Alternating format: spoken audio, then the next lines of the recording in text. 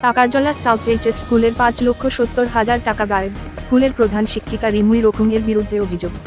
বিদ্যালয়ের সমস্ত অভিভাবকরা ক্ষুব্ধ হয়ে সোমবার স্কুলে মূল ফটকের তালা ঝুলিয়ে আন্দোলন করতে থাকেন।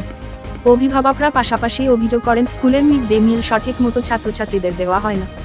এমনকি স্কুলের এসএমসি কমিটিতে থাকা সদস্যদের কোনো বিষয়ে অবগত করা হয় না।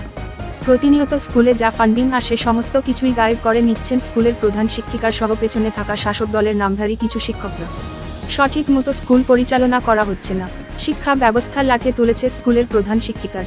নিজেকে শাসক দলের দাপট দেখিয়ে প্রতিনিয়ত শিক্ষা ব্যবস্থার আইন লঙ্ঘন করে যাচ্ছেন বলে অভিযোগ অভিভাবকদের।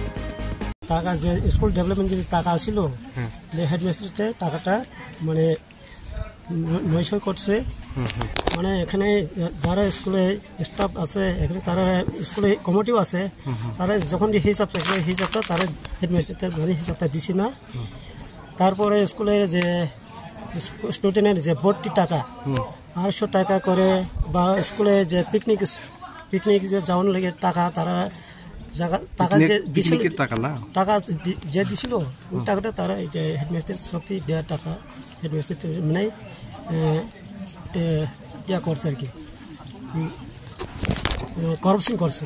কোন স্কুল, কোন জায়গা? Takarjala high secondary school. আপনার নাম? আমার নাম হলো সৌমেন্দ্র দেববর্মা।